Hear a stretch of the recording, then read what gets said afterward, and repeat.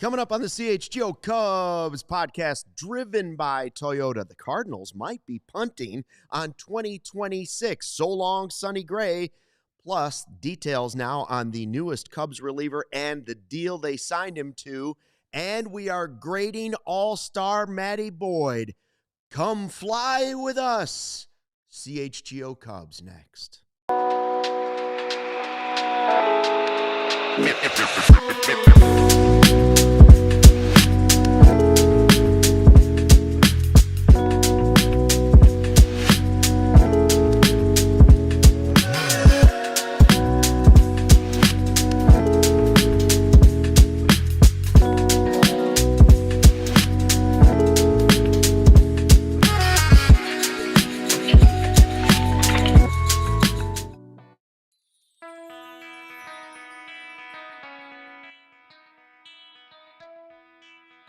Hey, Chicago, what do you say? It's the CHGO Cubs podcast, driven by Toyota. Let's go places. Luke Stuckmeyer and Joey Christopoulos with you on the Tuesday before Thanksgiving. That's right, it is Bird Week at CHGO. Guess what? Sarah's back running the ones and twos today here in Studio C. Her first voyage with us in Studio C for Cubs. Go Cubs. Thank you, sir. Smooth sailing. Back. Smooth sailing. Everybody has recovered from the incident. And we will talk about the trade that followed the incident. Actually, first there was the trade, then there was the incident in the office, which we've taken care of. Our guy Ron here is in the live YouTube chat. Hey, Ron. Hi, Becky. Everybody out there, make sure you subscribe. Tell a friend, tell a neighbor, tell a total stranger. Craig says. Craig manifesting Scooble every day. Shaw for Scooble. I love it. Shaw for Scooble. That would be a happy Thanksgiving, I think, for most people, except for maybe Shaw. We're going to grade our guy, Matty Boyd, and our friend Jared Willis will join us remotely to talk about that. He's got a grade for him as well. Talk about Cubs pitching. But first, we had the deal in the division with the Cardinals trading their best pitcher away to the Red Sox. Okay. So Sonny Gray sent away with $20 million to the Red Sox. They get their number 2 starter behind Crochet. And the Cardinals get cheaper and look like they're punting on 2026 unless something crazy is to follow that. I mean, the question that I had following up was, who's next? I mean, I've heard Wilson Contreras thrown out there as a possible guy they'd like to get off the books. Maybe that's why he showed that Cubs ring. I was going to say, unfortunately, good luck with that, Cardinal faithful down there. Look, any day the Cardinals get worse is a good day here for me personally. Yeah, me too. And a good day for the Chicago Cubs. And you can't help but feel like, hey, Bobby Blanco, new job, new schedule. I've been watching. Beautiful. All right, smash that like button. Good to see you back in the chat. You can't help but feel like as the Cardinals tear it down to the studs that they may be entering a little bit of a valley for the next couple of years. Music to my ears. Me too. Anytime you have a couple of teams, not just the Pittsburgh Pirates, who have always been convenient pinatas for the NL Central. Anytime that you want to compete within your division, you have a couple teams that you can kind of bat around a little bit, pick up a couple easy wins, have a couple segments on the show where you go, they need to do 2 out of 3 or sweep this series against the Cardinals or the Pirates. That's great news. And you have to wonder that, I don't want to get too big on it, but from just the Cardinals' perspective also, you're hearing, are the Marlins spending money? Are the Rangers slashing payroll? The Cardinals are slashing payroll. Pirates in on free agents? Right. It's a weird, almost upside down, opposite world that MLB is going through right now with the offseason. You can't help but feel like kind of what's coming down the road may have something to do with it. You used to know who was serious and who wasn't serious. Right. And now there's this offseason has just got this strange story going back and forth about who might be, who's pretending, but just enough not to make Major League Baseball mad and to get the attention of, the next CBA. Listen, getting the Cardinals' best pitcher out of the division is a great thing. I don't think they're replacing Sonny Gray with anybody of that quality in the offseason. The question becomes, okay, it was 2 young pitchers was the cost, and they sent away $20 million. So really, the Red Sox are giving him a deal that was upgraded a little bit, but they had to trade away 2 of their good young pitchers to the Cardinals. So if the Cubs are going to acquire one of these frontline starters, which Sonny Gray is one of those types of guys, What's it going to cost them? Now, before we get to that answer, we should point out that we're not afraid of birds at CHGO. Not anymore. We're not afraid of birds. We were maybe this morning. We've never been afraid of the Cardinals. But now. We've never been afraid of the descendant of the dinosaur pterodactyl. Okay? So earlier today, when the office was threatened, our lives were threatened by a descendant of a pterodactyl. The great beast flew into our doors, and our boss, Jake, came cowering to me and said, Luke, help, help. And Sean, why is he not here? Because he's so shaken by the events of earlier this morning. A great beast flew into the building. With murder in its eyes. Murder in its eyes. Well. And when I say a beak long enough to be a sword, to go right through somebody's body, I'm talking about a bird with a beak. A beak this long, okay? And it was loose in our building, and people were cowering everywhere. Emma did get video of the beast, but she was 50 yards away and behind me, okay? And I said, Jake, don't worry. Pet Detective Stuckmeyer's got this. Get behind me. And it almost picked up Carm, too, and just started just parading him around. Yes. It was like toying with him, really. Have you ever seen an eagle's talons? Do you ever know how big they are? Yeah, I saw an eagle nest at a zoo in Michigan City, Indiana, and it's so big you can't believe it. It's bigger than a kid's bed. So when this great beast flew down with its sword-like beak, people jumped. I did it first, but it was just a natural human reaction. And then I said, when people are in danger, that's right. You know, your spidey senses, your Stucky senses go up and you leap into action. And I said, easy, great beast. Easy, big fella. And I calmed the great beast. And then I threw a bull's blanket over it. I wrapped it up in that blanket. It tried to get away. We struggled for a second, but I did not harm that bird because I'm not afraid of birds. And then Sarah has the video to prove it. I majestically released it back into the wild as if to say, bring it on, Cardinals. Bring it on, Eagles. We fear not the pterodactyl descendants. I forgive you, but never come back. Never come back here. Do you have the video, Sarah? Can we play it for our people at YouTube? It was very scary. It was very scary. Bird trade thing. We're not afraid of the birds anymore. Where's Carm? See, I get the beast cornered up against the window. Jake thinks somehow this bird's just going to decide to fly out a window. That's not the way it works. Okay? Called the police. They said no. Did you see we're it? not Did coming. You see that monster? Wow. Oh wait, I think that was Emma shrieking. If you didn't notice. Now I've got the beast in another corner.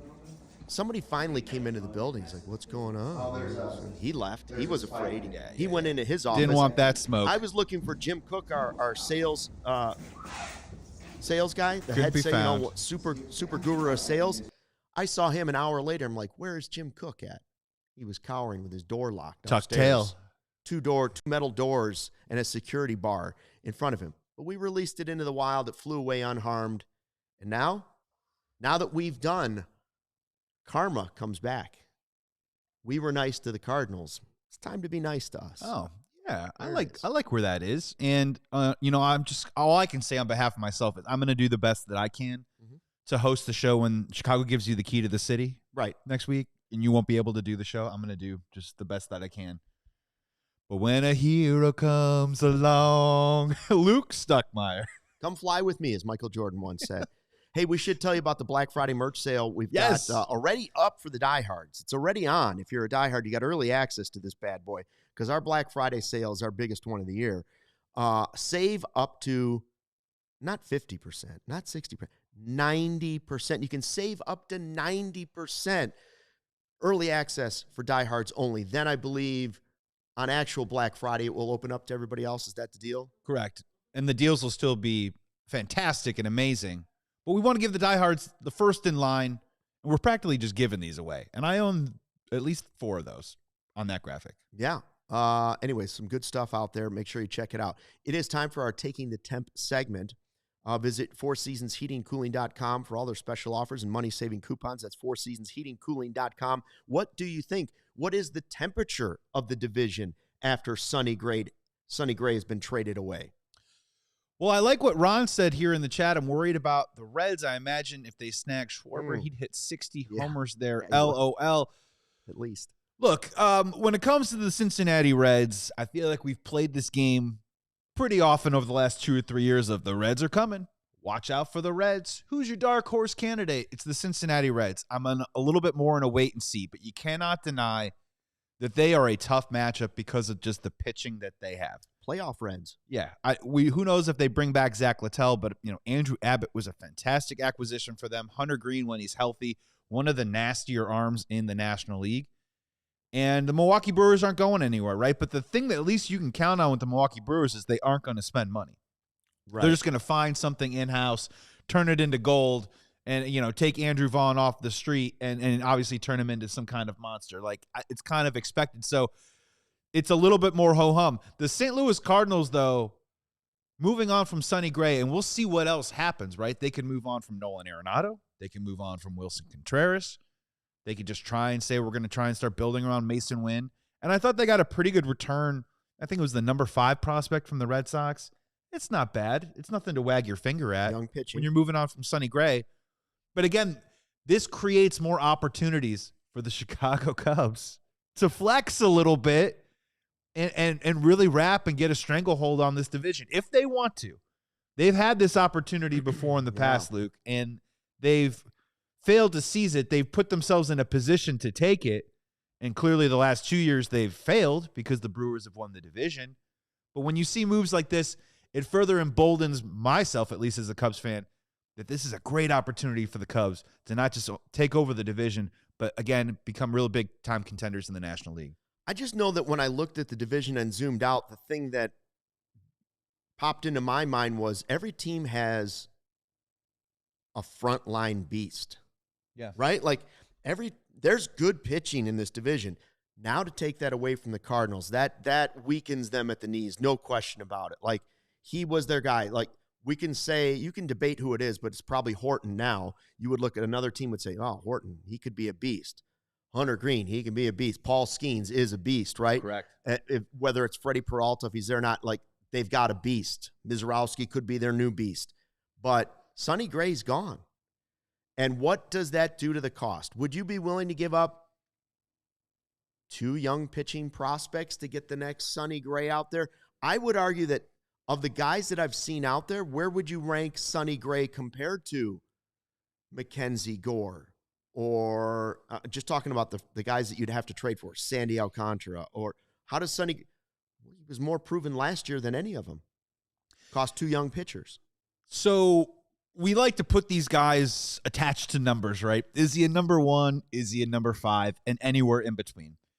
I personally think that in terms of stuff, I think maybe Sonny Gray's best days are behind him. Mm-hmm. But even if that is true and if that is the case, I still think the guy is an incredibly smart, crafty, intelligent pitcher that can go out there and give you a really great veterans effort every time out. And he can be a guy that can help lead in the top part of your rotation. If you had to have me put a number on it, I think he honestly slides somewhere between a 2 and a 3, maybe more like a 2.5. You'd like to have him as your 2, but if he's your 3, then you feel really, really good about your rotation. So pairing him with Garrett Crochet, Brian Bello, I don't know what they do with Lucas Giolito with the Red Sox. I think this is a move that's going to make the rotation better. Is he the perfect running mate? Is he the 1A is he the 1B to Crochet's 1A? I don't think so. I think those days are maybe behind him a little bit, but as a 2 and a 3, I think any rotation, I think he slides in there pretty nicely. If they had to start game 2 in a playoff series and you had Crochet in game 1, I'd feel pretty good about Sonny Gray throwing for me in game number 2. And from a Cubs perspective, if you had Cade Horton and if you put Sonny Gray into our rotation right now and you lined him up for that Milwaukee Brewers series, I think Sonny Gray is probably getting the ball before Matthew Boyd or Jamison Tyone by a tick above. Cardinals wouldn't probably trade him to the Cubs. No. And that's just that. But now you got to find a team that's willing to do that. A team that says, you know what? We'll take on the contract. We'll take on the contract, and you give us some prospects, and you seem to have an excess. Now, hopefully it's position players they want, not pitching, because I don't know that the Cubs have that in the farm system. But if you want 2 young players, maybe that is what it costs to get one of those guys. Maybe it's more. Maybe it's more than Sonny Gray because of the age. And to put a quick button on it, too, I think the restructuring or the money that was exchanging hands basically makes it a 1-year, $20 million commitment for Sonny Gray this year. I would say that the Shota Imanaga $22 million, it's fairly similar. I do think Didn't cost you prospects. I think Sonny Gray is a bit of a better pitcher, Yeah. but it didn't cost you prospects. It's not going to cost you a ton of money. And if you are the Red Sox, you pay those prospects to take on less money. But again, when people were worried about the Shota Imanaga money, this is all within the ballpark of I don't think the Cubs wildly overpaid for Shota Imanaga to have him come back. All right, we're getting ready to grade Matthew Boyd and tell you about the contract details of the newest Cubs reliever with our guy Jared Willis. But first, a word from our sponsors here at the CHGO Cubs Podcast. Hey, Cubs fans, our friends at Sunnyside Dispensary are here to elevate your holiday and football season. It's Sunnyside, your home for judgment-free shopping. They have a crazy selection right now with over 100 different strains to choose from with easy online ordering and in-store pickup. Wherever you are in Illinois, Sunnyside has a location for you. They got spots as far south as Champaign and as far north as South Beloit. So stop in the store nearest you for expert guidance from their staff. Head to their website right now if you want to for bright buys every day. It includes 50% off your first 3 online purchases only if you use the promo code HICHGO at checkout to qualify. For returning customers, you can use code CHGO50. And remember, exclusions apply. It's Sunnyside Dispensary, bright buys every day, only for 21 plus or Illinois medical card holders. It's Sunnyside. Toyota-thon is on. Get your Toyota while the getting's good. Come on. Score value on the versatile RAV4, America's #1 selling vehicle. Ride with Tacoma, our rugged weekend warrior, or hit the road with Camrys available all-wheel drive. Red hot savings are ready for you at Toyota-thon. Visit your Toyota dealer today. Toyota, let's go places. What a time it is right now in the history of our world. An opportunity like this comes along once in a lifetime. Only once a chance in to a become millennia. a CHGO diehard, to hold that CHGO diehard card, that credibility right in your hand, get access to our exclusive written content, a free t-shirt, plenty of discounts on future merch, plus access to the Discord lounge. And of course, there is a diehard deal going on right now at the merch store. Black Friday deal. Check it out. Diehards with early access to that bad boy. Go to allchgo.com for the latest information on how you can join the thousands of CHGO diehards already in our community. We affectionately call them sickos. We would like to call you that as well. Join us. Back on the CHGO Cubs podcast, driven by our friends at Toyota. And speaking of friends, our guy Jared Willis is here. He's in his Thanksgiving plaid. He looks like he's ready to hunt birds. Jared, have you ever gone bird hunting like I did today? I have not. So you're a step ahead of me there. I've never hunted a bird with a rifle or anything else. Or I guess it wouldn't be a rifle. A shotgun, I suppose, would be enough to take down most birds. But if you haven't seen the video, you're going to want to look online. I saved the office from a giant beast with a massive beak today. I fleeced it, if you will. And then I grabbed that bird and I released it back into the wild. And all he used was Vidal and Brujan. That's right. That's it. That's right. So let's before we get to grading our guy Matthew Boyd, let's talk about this Phil Maton deal. Now 2 years with an AAV of $7.5 million is the way it looks. What do you think of the deal? I like it. I think it's an investment in somebody who has a really high strikeout rate, which is, the number one reason why I'm a fan of this signing, because if you look back at the bullpen numbers from 2025, one of the things that the relievers lacked in was, high strikeout guys that kept people off the bases and got outs via strikeout. I think if I remember correctly, the bullpen ranks like 21st in the league in strikeouts per 9 innings last year. So when you can add someone like this who is a veteran, has a proven track record, and is going to improve you on that front, I think that's a good addition. And given the amount of money that they have available to spend this offseason, I'm not really $7.5 million on one guy isn't really something that I'm going to sweat too much. And I think it's valuable too, because if you look at where their bullpen stands right now, other than Daniel Palencia, you've really lost the back part of that bullpen. You don't have Brad Keller, Drew Pomerantz, Caleb Thielbar, all those guys who are picking up the 6th, 7th, 8th innings for you. So now you have to start to build up that part of your reliever core again. So I think this is a really good first step. I like it. I would just add on to that obviously, this needs to be the first move of probably a few at least, whether it's other free agents or trades that they're going to make to build up that part of the bullpen specifically.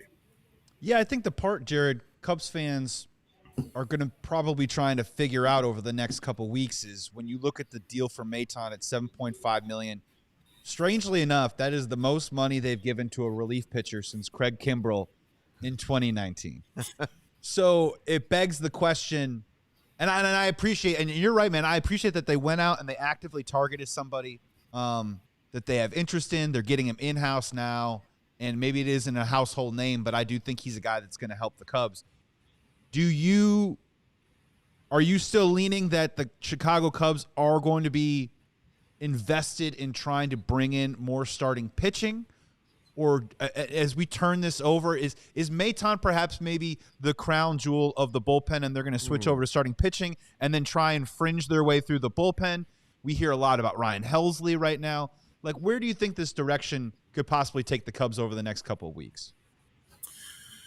Yeah, I think that's an interesting question because before Shota accepted the qualifying offer, it seemed pretty cut and dry that starting pitching was going to be another one of their targets. We talked about guys like Dylan Cease, Michael King, and pitchers like that. But now that Shota has accepted this qualifying offer, I think that muddies those waters just a little bit, where some of their investment may shift back to the bullpen because you just don't need to fill a spot in the rotation like it seems like the Cubs thought that they were going to need to. Because to me, just sort of reading between the tea leaves here is that I think Jed Hoyer was, I don't want to say banking on someone else making an offer to Imanaga or him declining the qualifying offer, but I think that was something they were prepared for.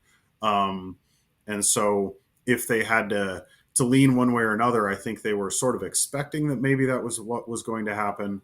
And it didn't. So I think that's changed things slightly. So I do think that you're going to see a little bit more of a focus on the bullpen because some of the money that they might have spent on somebody like a starting pitcher is now going to shift in that direction because what they can spend on starting pitching has changed now. And so I think that has taken some of these guys off of the board, so to speak. And for better or worse, that's, pitching is so much the market right now where I'm of the opinion that they need to add a bat. But right now, at least, the market's about pitching. And so you got to go with what the market's giving you. So I do think you're going to see a little bit more of a focus on the bullpen before they do anything else.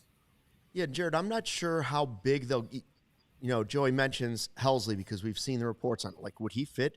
Yeah, put him with Palencia and Maton, and then you figure out who else might be, like, is Ben Brown potentially going to be a gas guy that you could put in the bullpen? Now all of a sudden I can see a picture through which I could see Jed Hoyer looking and saying, wow, on paper, this could be a really good, totally different bullpen in 2026 with more big arm guys. If you added Helsley, I threw out the name Kopech. Like, the Dodgers will look at guys and say, well, we're just going to go spend on whoever. Now, they may not want to let Kopech go, but at the same time, I'm not so sure about that. They go for the biggest fish. Like, I could see the Dodgers being like, well, we want Diaz and we want Helsley. That'd be Dodgerish, right? Like, so maybe somebody like Kopech is available. And I can see a vision to where at least the Cubs could be building a good bullpen. This is the first piece. I hope he's not, as you mentioned, the big piece to the puzzle. Like, I hope Maton's not the biggest piece to this bullpen in the offseason, because if that's the case, then I'm not sure I believe in it. Yeah, I think I would agree with that. But I think one of the things that's helpful for Cubs fans to remember is that one of the things that this front office has been consistently good at over the last several years is building a bullpen that on paper going into spring training, you might think, what is this group of arms that we have? And yet they they do a really good job of getting a lot out of guys that you don't necessarily expect. I mean, tell me in May that Drew Pomerantz was going to be one of the most important bullpen arms in your postseason. And we'd all think that that's nuts, but they are very, very good at that. So that's something that I would just keep in mind for everybody is whatever moves they're making for this bullpen, they may not pick up some of the guys that seem like the obvious choices, but I trust that when it comes to building their group of relievers, that this front office knows what they're doing. They are startlingly good at it and have been for several years now. So I trust them there. And I do think, somebody like Kopech, who, we're pretty familiar with just because he played for the White Sox for a while. He's been a big name for some time. I'm of the opinion that there's still a tremendous amount of untapped potential in that arm that I would feel pretty excited about what the Cubs could do with someone like him if he were to become available. Because I can't see that being Luke, you're right, like a very Dodgers sort of move. Like, we don't need this guy. We'll go out and get some of these top name pitchers and let him go. Like letting Brazier go. yeah, like letting Brazier go. Yeah, take him. We're talking to Jared Willis here. You can read his excellent work on ALLCITY.com. So here's what I want to ask you, because when we talk about Maton, he signed him for 7.5. It feels like when we talk about the bullpen with the Cubs, the ceiling seems to be about $9 million for a player. Like Kittredge was 9, Presley was 9. That seems to be about their ceiling. So we were talking about it with Kopech the other day, and Sean was like, he's a $10 million player. No shot is Kopech getting $10 million now, in my opinion, on the open market, or he probably won't get it from the Cubs. So 7.5 with Maton, you could make the argument that he might be more of the pricier additions to the bullpen. When we talk about the starting rotation, Jared, forget rumors and innuendo right now. As a baseball man, who on the open market intrigues you the most if the Chicago Cubs were to target them? Is it Dylan Cease, Tetsuya Imai, Michael Kingsman thrown around? Like, what is your preferred choice, or which pitcher intrigues you on the starting end that the Cubs could add? Well, I think, and I mentioned this, I was on the show with Corey a week or so ago, but I mentioned Dylan Cease back then, and I still feel the same way. And it's not because of the, his history with the organization and the 2017 trade and all of that.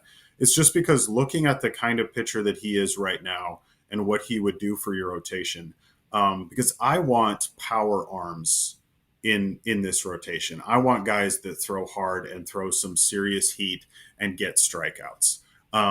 That's what I'm craving in the Cubs rotation. And Cease is somebody who I think can really bring you that. And I know he's been a little up and down from year to year, but one of the things that's been consistent with Cease is his fielding independent pitching. Those numbers stay pretty steady.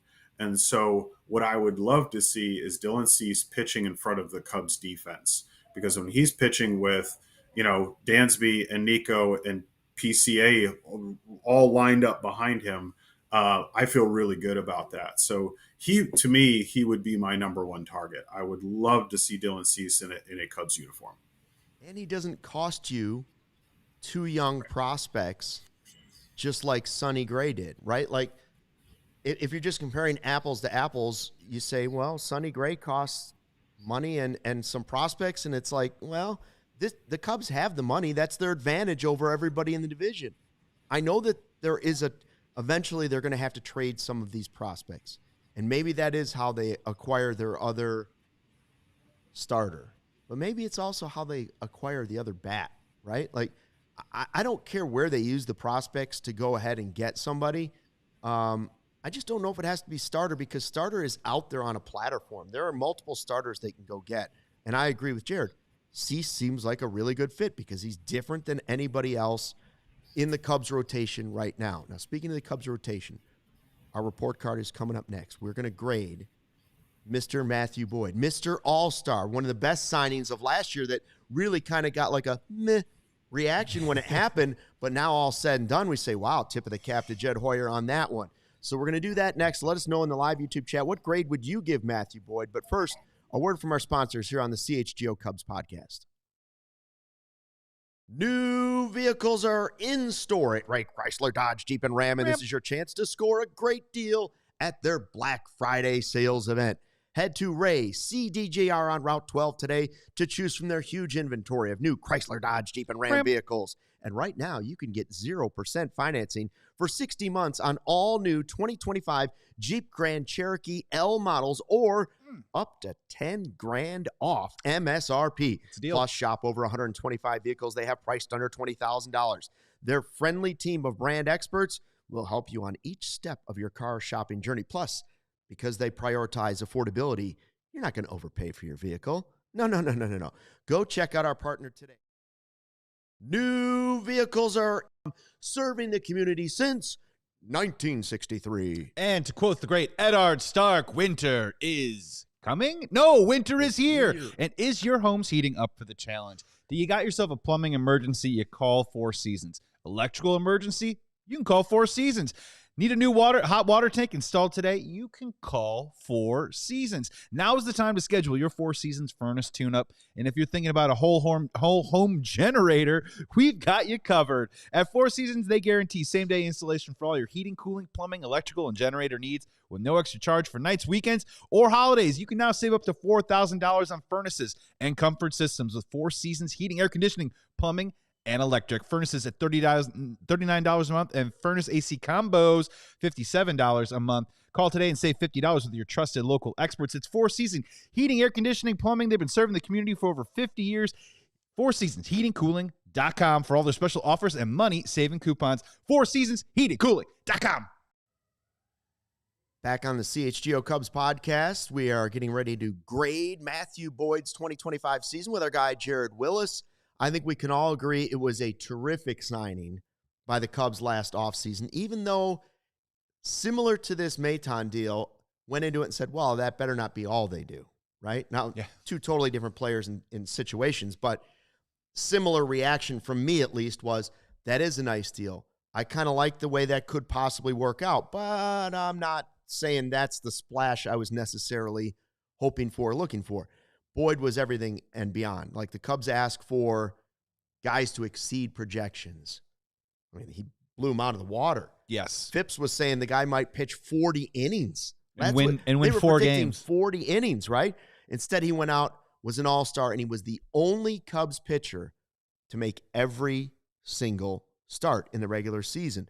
So I guess I'll start first. My regular season grade was simple. An A. He was an all-star. He made every start, and he exceeded all projections. That's one of the few guys I can look very easily and with a clear conscience say, A, period. He was that good. Jared, how did you feel about his regular season? Was there anything that made you feel like you would come down at all from A? No, I mean, to me, there's no – I'd be really searching to find a reason not to give him an A. Because I look at things like you mentioned, he made every start, and in a rotation where, you lost Justin Steele for the year, you lost Imanaga for a big stretch, Tyon was hurt for a big stretch. So to have one of your starters who can make every start, I think out of 31 starts, 17 of them were quality starts. So over half the time, this guy's giving you a quality start. And I don't want to judge him just based on like expectations versus performance, but it is kind of hard to ignore that. But if you just look at his 2025 season in a vacuum, there's not much more you can ask out of one of your starting pitchers than what he did. So, to me, the regular season was an easy A. Yeah, so I gave him an A minus. So here's why. Here is why. Okay, let's start with the pros, right? And you guys are 1,000% correct. And I think if there was any gift basket that Jed Hoyer might want to send to a particular player for getting an extension in the middle of the season, signing Matthew Boyd definitely deserves, some candy. Harry and David. Yeah, that's a Harry and David one. Some you chocolate turtles. Those special pairs. 100%. Because, again, yes, the expectations walking into the year were incredibly low. And I think Cubs fans, probably rightly so, were scratching their head and saying, wow, $14 or $15 million for this player who's coming back from injury, who pitched great for the Guardians in the playoffs the year before, but out of the bullpen What does this mean and what does this look like? Well, he threw 179 innings this year.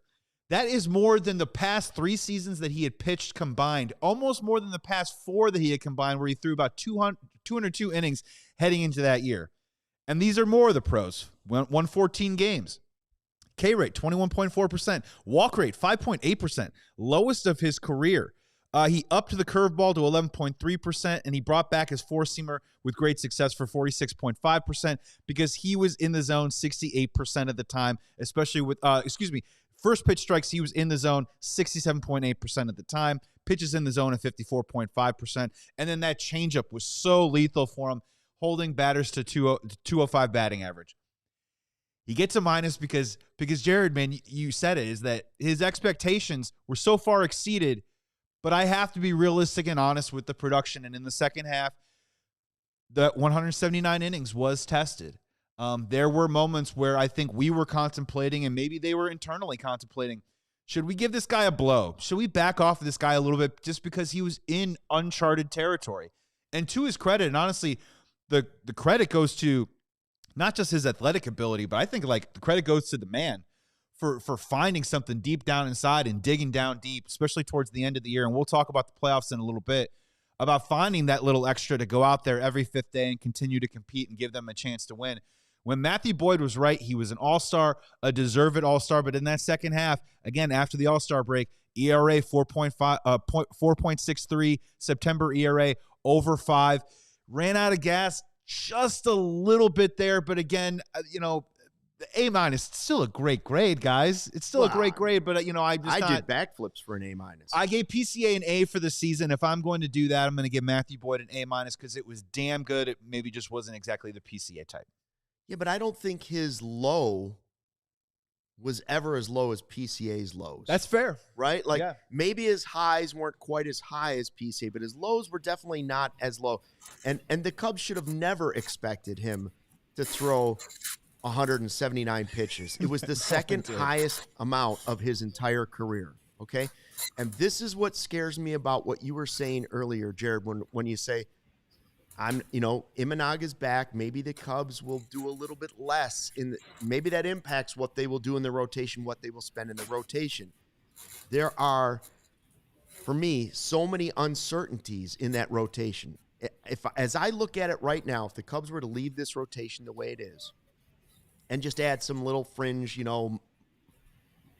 non-roster invitee type deals and say, well, we can get by with that, they would be repeating the same problem they had at the end of last season. They'd be making the same mistake because right now, with Imanaga back, the Cubs have the opportunity for the rotation to be an absolute weapon for the Cubs all season long in 2026 and beyond. Or with just a few little things tinkering to the wrong side, it could be an absolute time bomb. And the reason I say that are, go through the guys we're talking about. People are saying Justin Steele. Sandy Alcantara didn't pitch well at all last year until the very end of the season. It's the second Tommy John. I can't count on Steele. Do I want him to? Yes. Could he be a massive bonus for this team if he's ready to grow? Yes. Shota, we've all talked about the warts at the end of the season. We don't know what's going to happen there. We have Cade Horton, who we all believe in and saw the high performance, but he's ended the last 2 seasons injured, and he just threw more than he's ever thrown in his professional career for the Cubs. It's at least a slight question mark. Tyone is the least amount of question marks, but his ceiling's the least high of the group.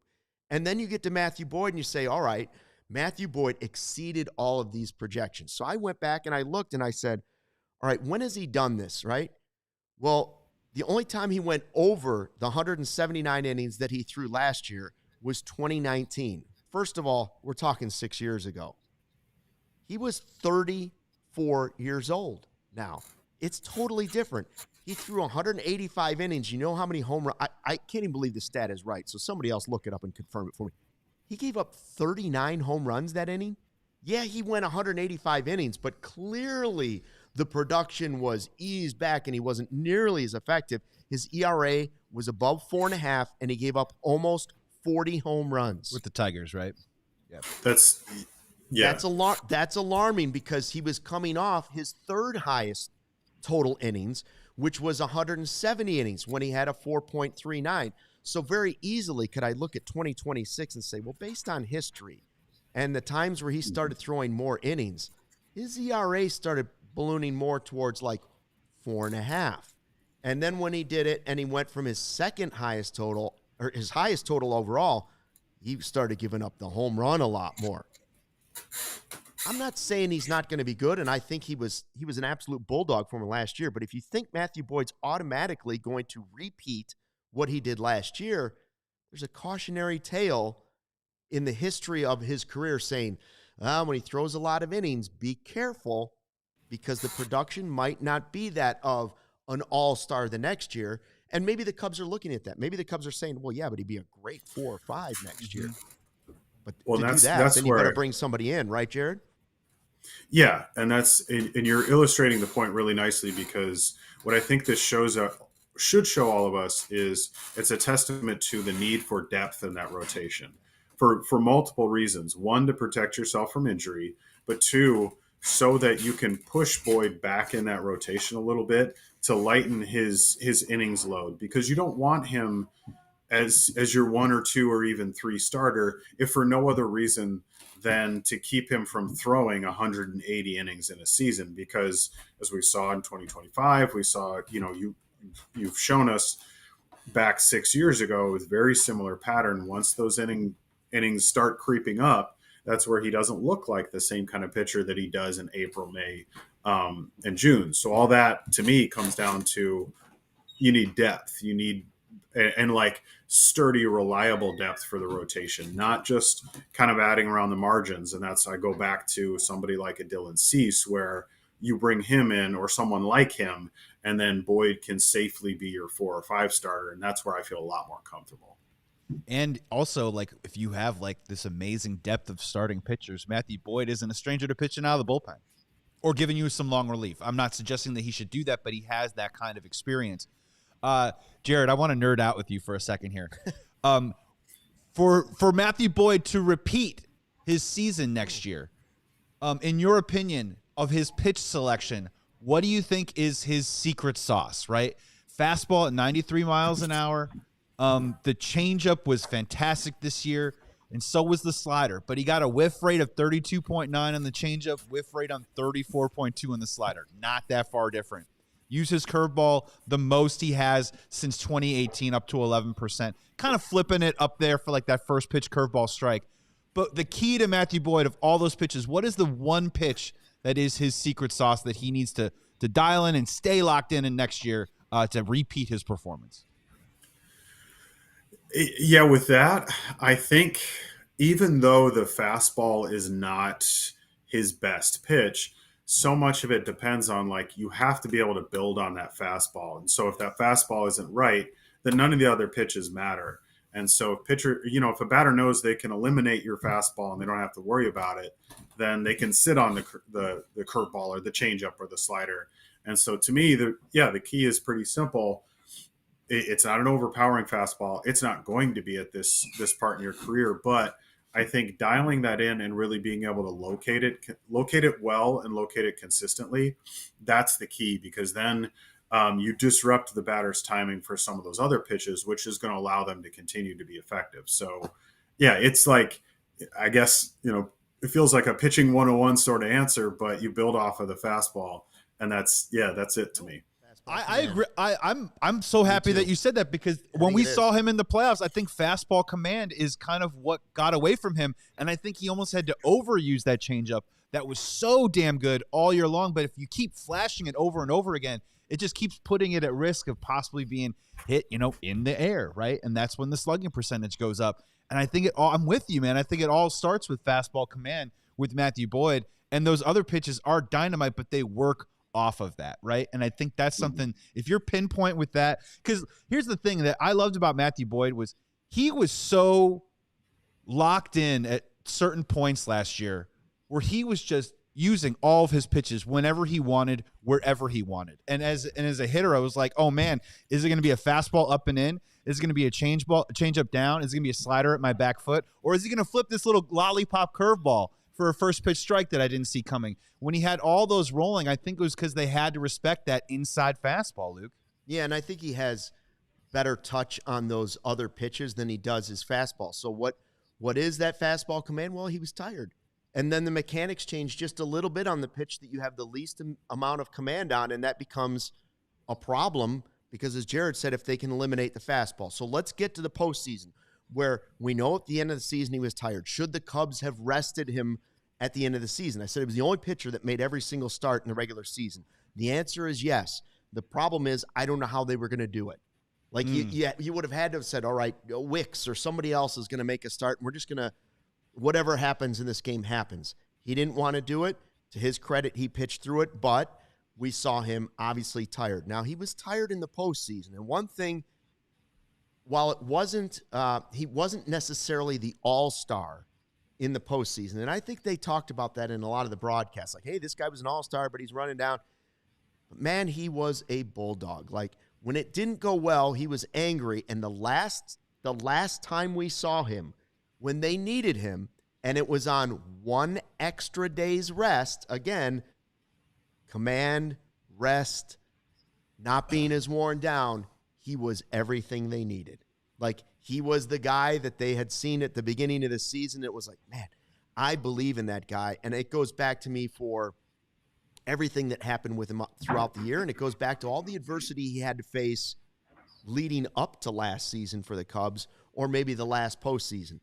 He's faced it. Like, you don't make too many first all-star starts at his age. So he knows how to deal with that. And so, yes, it was adversity facing that he was tired, but the last time we got to see him, he was awfully good again. And so while it wasn't a perfect grade, I still could keep it easily in the B range, because I looked at him and said,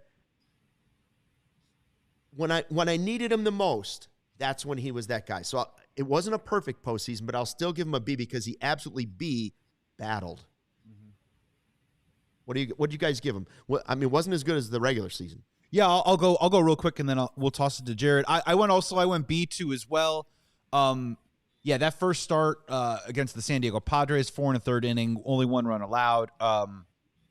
2 strikeouts, no walks, 4 hits. Can't really ask for anything else. No. They kept him in the game, did a great job. I think the thing that's going to drag this thing down to a B, and a part of this isn't his fault, right? This is a team effort when we talk about this. But the Milwaukee Brewers put a sneak attack on Matthew Boyd in that series, right off the jump in Game 1. 3 back-to-back doubles, not a great way to start. Couldn't even finish the first inning. But again, when you look at it, 6 runs allowed, only 2 earned because of a Nico Hoerner error that you're never, ever going to see again. So this grade, unfortunately, is a byproduct of some elements that are a little bit out of Matthew Boyd's control. But we would not be sitting here and telling the truth if we didn't say that was a really strange, weird tone setter for the entire series. It was a situation and a decision that was second guessed by Craig Counsell about bringing him back on short rest. And then, of course, Matthew Boyd comes back when they need it and then twirls 4 2/3 shutout innings, walked 3 guys but struck out 6 in an absolutely electric performance at Wrigley Field. And Jared, like, I'm landing on a B because that first start was really, really bad. Put the Cubs pitching staff behind the 8 ball. Did not get a great taste in any Cubs fans' mouth to start the series. But walking out of it, Matthew Boyd and Jameson Taillon, they're Cubs for me because of what they did also in that series. And that bounce back start is why I'm elevating that up to a B. Yeah, I agree. And I think, I'm in very much the same range. I said B+ for the postseason. I think because you have to factor in that Game 1 start in the division series. And we all knew before that series started, with those first 2 games in Milwaukee, you had to take one of those. That was an almost impossible series for the Cubs to win if you don't take one of those first 2 games. And when you start off on the note that they did in Game 1, it really, really makes things tough. And you're right. Like, it's very fair to point out the Nico Hoerner error, which is a small part of the reason why I went B+ instead of B, just because there was at least some part of that Game 1 start that wasn't entirely his fault. That said, you're serving up doubles in the first 3 at-bats. Like, that's all on you, buddy. Sorry. But I look at what he did in the wild card game. He was very solid. And then so much of it though, is he came back later in that division series, and the performance he delivered there was massive. Unfortunately, all things told, it wasn't enough, for the team as a whole to get past the Brewers. But yeah, overall, can't complain a whole lot about what Boyd did in the postseason. But that game one was pretty bad. What's your overall grade for him then?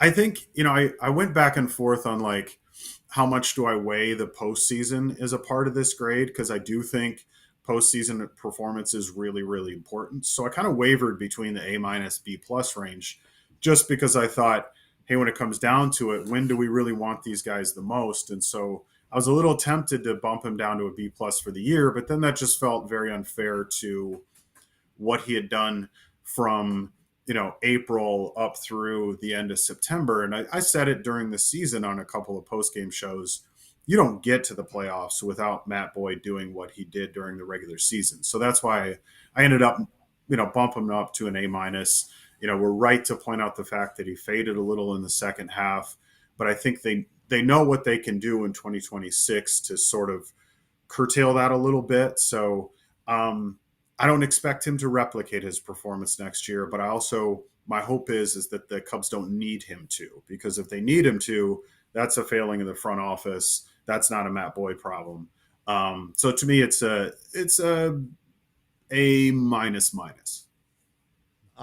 Amen. That's what I say to that. Like, it wasn't his fault that he was worn down. The Zips projection was 40 innings for the guy last season. He blew away expectations.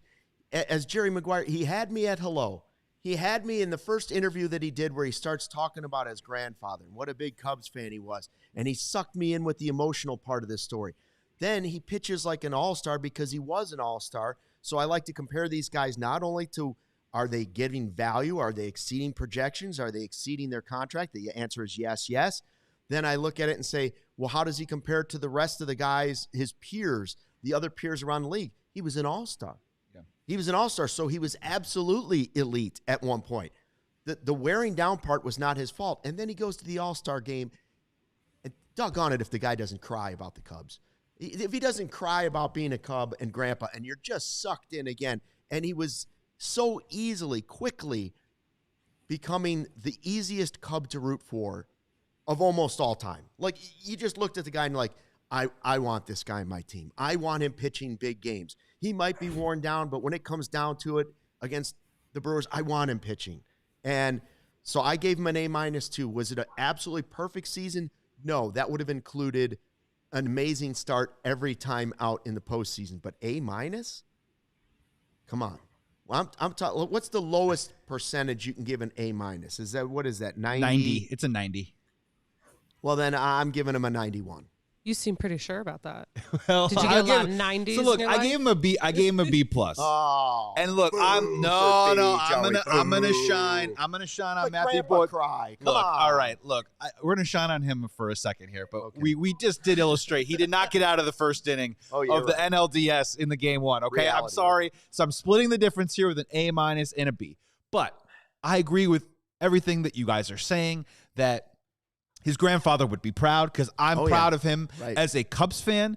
And more specifically, like when we were doing those watch-alongs and we were talking about those things, and you were joining us, Jared, from the locker room after games, it really was becoming apparent that when you are trying to win a World Series, or when you're just trying to win a pennant, there is another level of play and competition that as an athlete, as a performer, and as a greater whole as a team, that you have to raise. You have to bring it up to a certain level to move past these certain rounds, because the competition gets so high and so fierce. And we were looking around the room, and I remember saying specifically, I was like, Shota Imanaga, like, I'm looking at you, man. You've been an all-star. It's time for you to raise your level of play. And unfortunately, he wasn't locked in. Mechanics were a little out of whack, and he didn't do it. But guess who did? Jamison Tyone and Matthew Boyd. For 2 starts, 2 out of those 3 starts, he gave us everything that he had. And yeah, we can have that conversation because he probably was out of gas.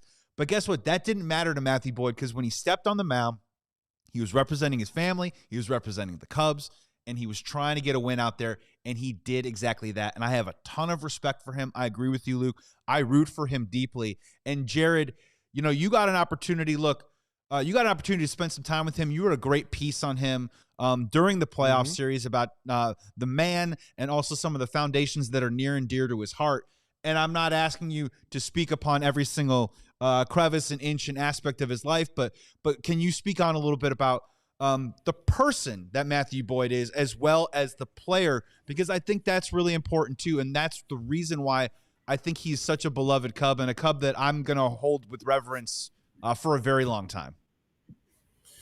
I think that's very deserving, because I think in the realm of like one of the nicest, most genuine players I've come across, period.